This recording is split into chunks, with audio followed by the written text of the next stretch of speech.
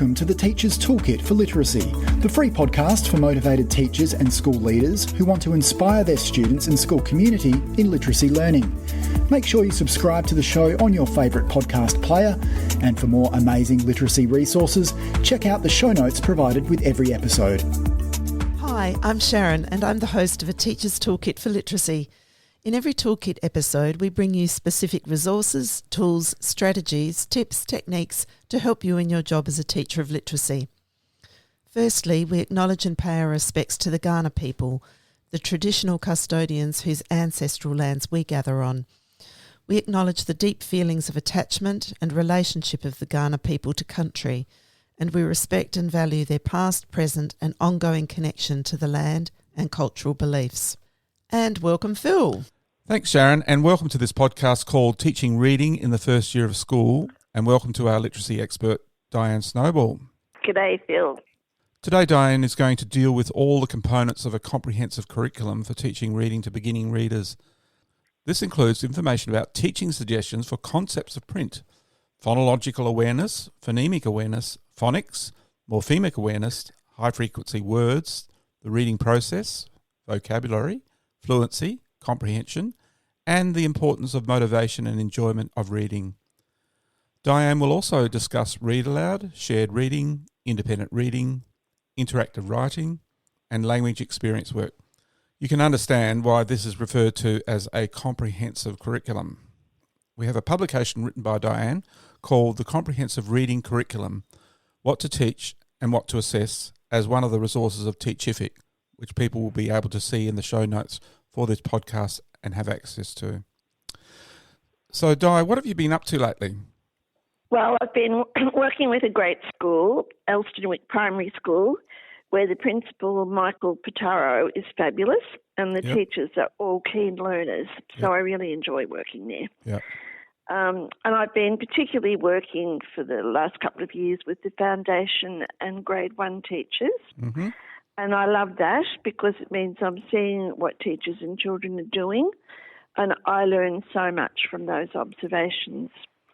I've also been doing a lot of writing for those teachers about the comprehensive reading curriculum for the first year at school. And I've actually been doing that writing for over a year.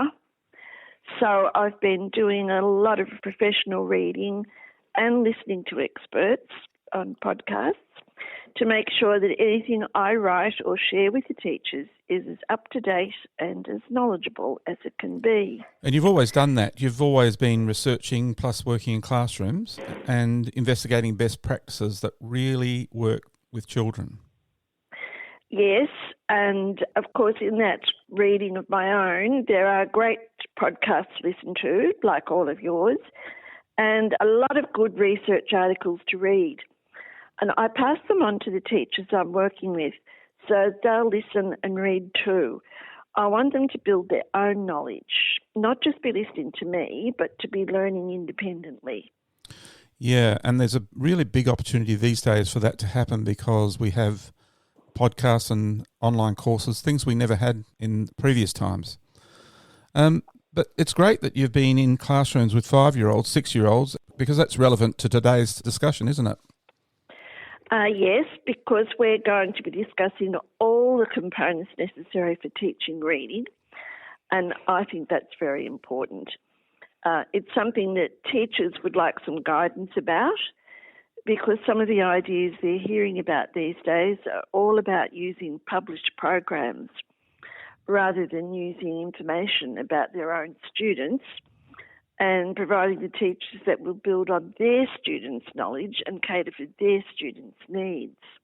Yeah, exactly. How do the teachers of the Elstonwick Primary School learn about their children's reading, for instance? Well, the teachers in all the classrooms, including the foundation classrooms, have been doing reading conferences for quite a while, quite a number of years, with their students. And in those conferences, teachers are listening to the children while they're reading to really learn about what the children are doing and think about how best to help them as readers. As every teacher who's taught the first couple of years of school know, children can start school with an incredible range of different knowledge about reading. Some children can already read quite proficiently, understanding what they're reading as well. And then some don't know the letters of the alphabet. So there's that incredible range, and teachers have to find out about what each child knows about reading and writing to know what best teaching they're going to be doing. That's really essential. And those reading conferences tell them an enormous amount.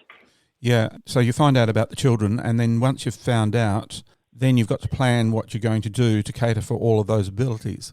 Yes, they do. But, it's interesting. It's not necessarily different abilities that children have, but it's usually the different experiences they have before coming to school that have helped them to know what they know about reading and what they don't know. So schools need to be very wary about programs that suggest the same work is required for every child. I don't think, unless the class is very small, that teachers can teach each child individually, but they do need to cater for individual needs, and that's a different kind of expectation. I have heard some people poo-poo that idea. Oh, how could you possibly be catering for individual needs? But it doesn't mean you're going to teach each child individually. It means that you're really going to be sometimes working with the whole class, and when you're doing that, you're aware of who to call upon to do particular tasks or who to really focus on when you're teaching something. It's sort of like you've got that knowledge in your head and you just can't help but looking at your class, be aware of them as individuals rather than just one big blob. But it means you're not also going to give all the children the same tasks to do all the time, because some of them don't need to be wasting time on some of those tasks and would be much better off doing something else. So that's quite doable. So there are some things you can do with the whole class, some things you'll do in small groups. And then when you're working with children one-on-one, like in reading conferences, you can actually help them individually. You can be very specific about saying to a child what you've noticed them do as a reader. That's a good thing to do, and help them set goals for what they need to work on. So it needs to be that sort of variety of classroom management in order for it to all be possible. And we also need to remember at the start of the foundation year, teachers are also teaching a lot of essential social skills about how to get on as a class, how to treat each other, about things like kindness and manners, and all those really important life skills. So the teachers are establishing routines so that classroom management is not interfering with the learning. I like that idea of knowing your students and noticing what they're doing, but then you bring that into all the work that you're doing with the whole group, then the small group, and then the individuals. You're just bringing that knowledge about all the individual children, but that enhances what you're doing for sure. In those groups. Yep. What do you think is the most important thing at the start of foundation year in relation to reading? I think most of all are the children enjoying being at school and feeling success about whatever they're having a go at. School should be enjoyable, stimulating, interesting, and meeting the children's expectations about what they think is going to happen at school. For example, every child, when they go to school, they think they're going to learn to read on the first day. You can ask just about any child who's about to start school, what do you think is going to happen? And even when they can already read, they'll still say, I'm going to learn to read. So if we can send all children home on that first day thinking, I am a reader, I am a writer, that's such a wonderful start for them to have. Yeah, great and message. I've always found that to be the most important thing for me to think about as a teacher. It's a great message for them. Starts the whole year off really well. So how do teachers achieve that, Di? Well, I think that because of the children's expectations, like I'm going to learn to read, we have to be very careful about not counteracting that, if you like, by saying things like, well, and these tend to be edicts that come down at some sort of state level. The children should only have this kind of book or that kind of book for beginning readers, or even worse still, children can't have any books to read when they begin school. Imagine how horrifying it must be for children who are in schools where that's happening. Yeah. And unfortunately, it is.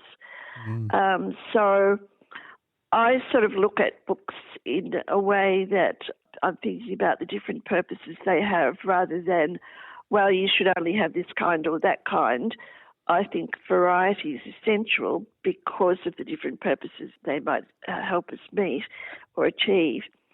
So, for example, I think that the books that people tend to call predictable books, the ones that have a repeated pattern in them, have a very important purpose at the start of reading. Because they're very easy for children to remember, they can help the kids think, I am a reader. I can read this.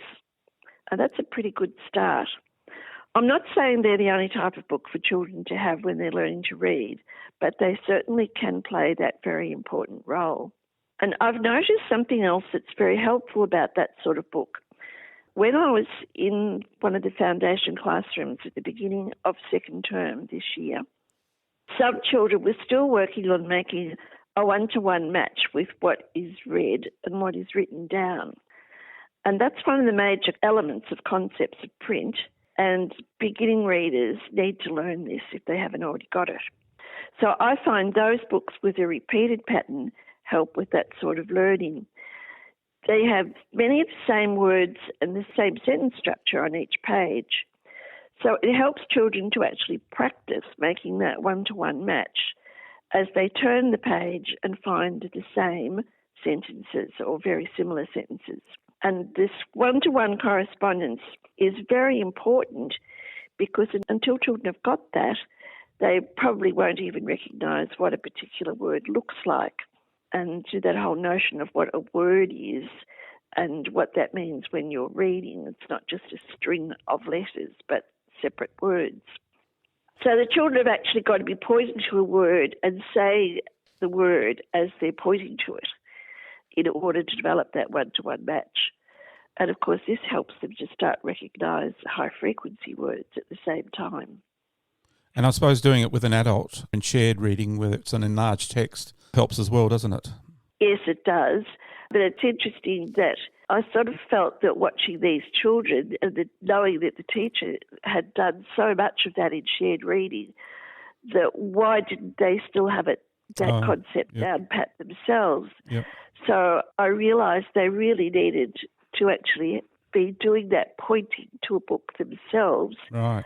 Rather than following along with what the teacher was pointing to. And I'm not saying that teachers shouldn't do that. They have to be very careful, in fact, where they're doing shared reading at that stage, is to make sure they're pointing to each word separately.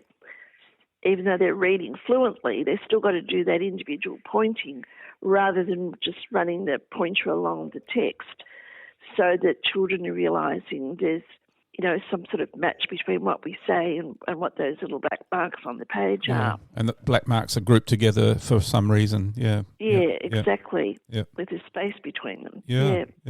So, I can show children all of those concepts about print that they need to learn because, it's left to right, top to bottom, what a word is, and a word has letters, and how to even use a book. Yeah, I was going to say, what are the other concepts of print that we're teaching? Yeah, so it's a number of those. And, shared reading is a fabulous way to demonstrate and talk about all of those with all eyes on the same text. But also interactive writing, where the children are starting to have a go at some of the writing, or even shared writing, and I can actually make comments such as, okay, the next word is such and such, and I'm going to leave a space before we write that word. So that concept of each word is a separate entity can be demonstrated. And then, of course, other concepts are that children need to learn that letters have a name. And the purpose for knowing the name of each letter, both lower and uppercase, is so that we've got a label for each letter, and we can use those labels then to talk about how to spell words. If you said to me, how do you spell a word? If I don't know the label for each letter, I couldn't tell you. I could write it down and show you, but I actually have to have the label for each letter to be able to tell you how to spell the word. So that letter name learning is important. And it's interesting that for a long time, teachers only taught one letter at a time. It took them all year to do it. But we know that it's much better to teach all of the letters all of the time. Yep. And some children will know letter names when school begins, and some will be starting to associate some sounds with the letters. But recent research encourages teachers not to wait until all letter names are known before some associated sounds can be included in the teaching. So, that's a big change, because we were always told just introduce the name of the letter and not the sound, because they are quite different things. But of course, if we're going to do that, then we've got to be very careful about making statements that are always true. For example, we can't say C says K. Because if your name's Cecil or Christine or Charmaine, then you're already very confused by such a statement. It would be much more useful to say things like, in this word, the letter C is representing a K sound, and then that's true. So, of course, if children are given the chance to investigate letter-sound relationships using words they already know how to pronounce, then they'll only discover truthful stuff. Yeah. It's when they're being told information that usually wrong information is passed on. Right. And you can still be very systematic if you're doing your classroom explorations about those sound-symbol relationships. You can have a scope and sequence to make sure that it follows a logical sequence of how you're going to do it. Yeah. I'm going to include some information about just what that scope and sequence could be as one of the documents in the notes that go with this podcast. Yeah. But the important thing, I think, in all this is that the teacher is making the decisions on when things are happening based on their learners and what they're noticing with their learners. Yep, exactly. And, they're not going to deal with something that the kids know.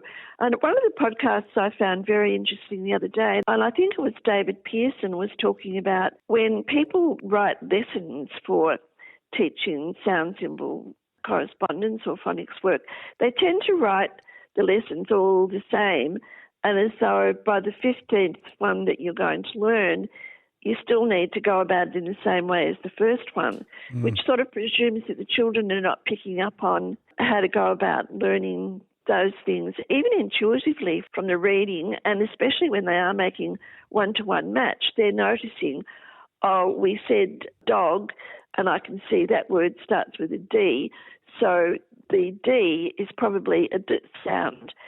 And we learned an enormous amount through that sort of inferring. We don't have to think about each lesson as being as detailed as all of the previous ones, so that, we have to think, well, the kids aren't empty vessels. They're starting to work some of this out. And, that's how some kids already know that information before they start school. Their parents didn't necessarily give them phonics lessons, but because they're reading and seeing print on the page, they're making those sorts of connections. So I'm not saying we just let them read and hope it all happens by osmosis, but I just want us to remember that, watch for what the kids are picking up and build on that, and don't think that they're not able to figure anything out for themselves. At the same time, we can still be very systematic about how we're going to go about doing it. Yep. And what about phonological awareness and phonemic awareness? Where do they fit in, Di? Well, phonological awareness focuses on hearing sounds in language, and it may not have anything to do with letters yet. In fact, it doesn't. Well, they're there, but we're not thinking about letter-sound relationships. We're just hearing rhyming words or hearing how many syllables in a word, and even using the onset and rhyme, that's R-I-M-E, of words to segment them into their onset and rhyme or blend the onset and rhyme to create words in spelling and reading. So it may not be done with any letters being looked at first. It's just what they hear about the language works. But at the same time, we don't want them to be just exercises that have got nothing to do with reading. So we need to think about how to help the children make those connections. For example, I was watching a child supposedly pointing at words while he was reading them, developing that one-to-one correspondence. And the text was, I am coming to school. But he didn't realise the word coming had 2 syllables. So when he was reading the second syllable of that word, he was actually pointing at the next word. So when we're doing work with such things as clapping to hear how many syllables in a word, we should explain to the children why we're doing that and how that will help us when we're reading words. So the whole notion of syllables, if they think about this word's got two parts to it, but it's still one word, so when I'm pointing, I don't then point to the next word. You know, the more we can explain why we're learning things and how it's related to reading or writing, then the more useful it will be. And of course, when we're doing shared reading, we're pointing with a long, thin pointer so the children can recognising that one-to-one match. But as I said before, they still need to be doing the pointing themselves in some sort of text. That would be the same work if you were using poetry, wouldn't it, Di? Yes, if we use rhymes, nursery rhymes, poems, etc., then we can do exactly the same thing. You know, first of all, even just using them to hear rhyming words and understanding what rhyming words mean. That's where it's R-H-Y-M-E.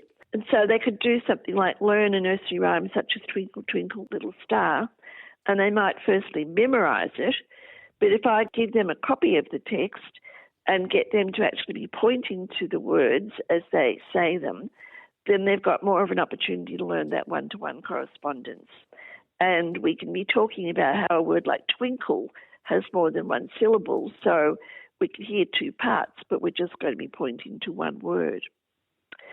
And, you know, I would also use sentence strips for each line of the nursery rhyme. Oh, yes. Yep. And show how to point at the words Yep. in a sentence strip. And then if I cut those sentence strips into words, I can actually show children that words are entities within a sentence. I can jumble the words up and have the children place them back together in the right order, saying each word as it's placed in a pocket chart and making sure the sentence makes sense and sounds right.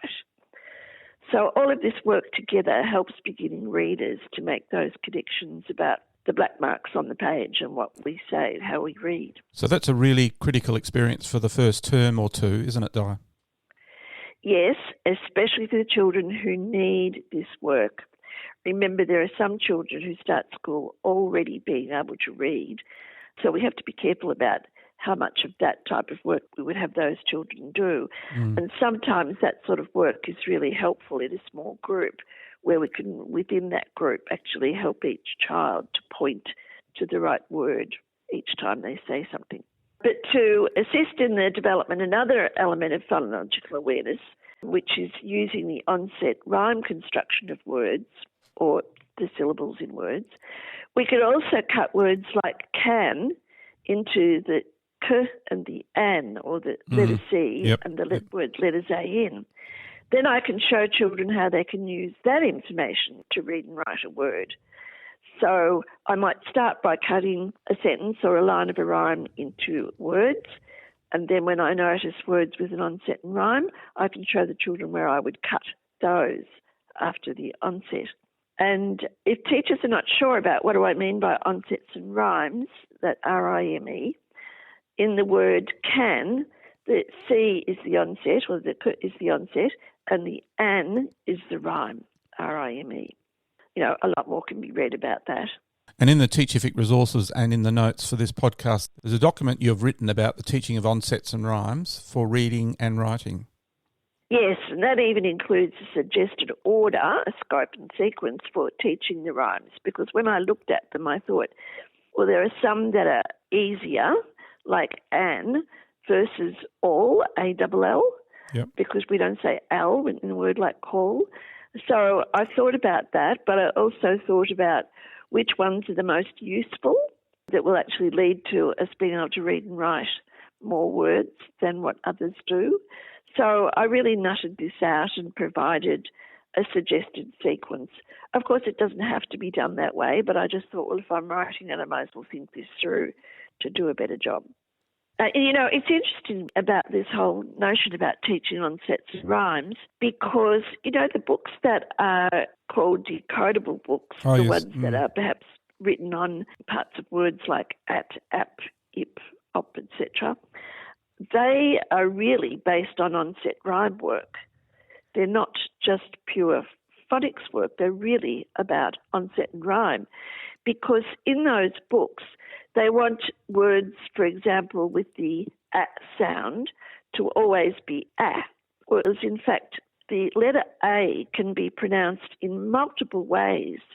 So in order for it to be consistently an a sound, then you would have to put a consonant after it, such as am, an, at, ap, etc. Yep. So that means they're actually rhymes, R-I-M-E-S, all of those parts of words. And if they're going to be used to practice what's been learned, then it's better to do it during onset rhyme work and link to the rhymes that you're teaching. But, you know, I would really encourage teachers to write their own decodable books using the words from class lists of rhymes. This would be much more helpful to children to be able to understand the use of onsets and rhymes in reading and writing if we create our own. The children can write their own sentences and read them. The whole process of children writing and reading the words is much more powerful than buying someone else's decodable books. I just can't stress this enough. It's really worth doing, and it's easily doable. And motivation also plays a role because the children love reading material they've written themselves. Teachers need to be extremely wary about choosing books for children to learn to read, especially when it comes to some of those decodable books. I was looking at one of the free online decodable books a couple of days ago, and the illustrations didn't match the text on each page of the double-page spread. So each illustration matched the text on the previous page. Can you imagine that? It's not even really easy to think of. I couldn't believe what I was seeing. I had to work out what was going on. I thought, someone thinks this is a good book, but the children are not having a match with the illustration and the words. They're on a completely different page. Crazy. Yeah. So what would children learn about the concepts of print from a book like a decodable? Well, one like that is just totally confusing them. But it's free. It's free. Yeah. I had someone tell me at a debate about this a couple of years ago, well, you can get free decodable books, so why would you make your own? Obviously, that gentleman has very limited knowledge about the links between reading and writing development and the importance of language experience work. Now, what you say can be written down and what you have written can be read. And when you construct those words in your writing, you're learning a lot about how to read them. It's just so much more powerful for the reading and writing experience for teachers to make their own decodable books. Yep. In the history of education, have decodable books been used way back in earlier eras or not? Well, not that I know of. I know that I was lucky. When I started school, we had what was called the Victorian Readers, and they were filled with absolutely first-class literature, stories and poems. No non-fiction, unfortunately, but, you know, I can remember that in the 1-4 beginning reading was a great story of the Hobyahs, and it really was that type of text that had repeated phrases in it that we loved to read. But then after I started school, there were a series of books like Nip and Fluff and Betty and John and so forth. People had all sorts of theories about how you learned to read and what sort of texts you needed to do that.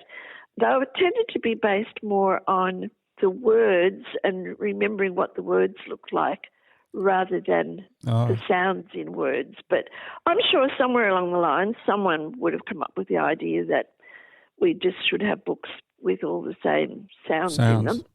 As you say, it can be done with onset rhyme work. Yes. Much more powerfully. The interesting thing is, though, Phil, that there is absolutely no proof whatsoever, even though some people will tell you otherwise, that you have to have decodable books like that in order to learn to read. Well, we didn't. Many of us learned to read. But there is no absolute research evidence that proves that. You have to take that sort of wording with a grain of salt.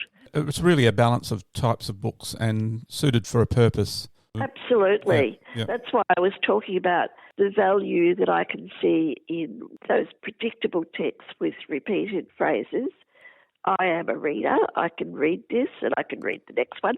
I actually can remember watching a girl where the lights went on about that sort of thing, that she was reading the sentences from such a book on a pocket chart, and she was going back over it, and finally it twigged to her that there was actually a match that she could make between when she said a word and what the print looked like, and that it was repeated. So it worked on this line, and then it worked on the next line, and you could see this absolute delightful look on her face, and she actually rushed to get another book to see if the same thing would work. So, we can't ignore what's going to help children in many ways.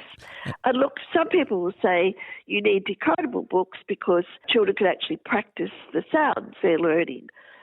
Okay, that could be logical, but I'd still rather make my own, because then the children will actually learn more about those sound-symbol relationships if they're both saying them, writing them, and then reading them.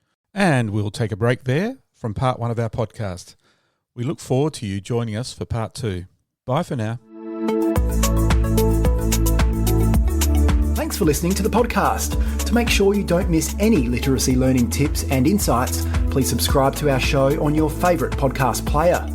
At Q Learning, our literacy specialists draw on over 30 years of teaching and international consulting experience to deliver world-class learning solutions. We equip, empower and support teachers to become their authentic selves. To find out about upcoming webinars and about how Q can help you and your school, visit qlearning.com.au. And you can get even more amazing teaching resources right now at teachific.com.au. Stay tuned.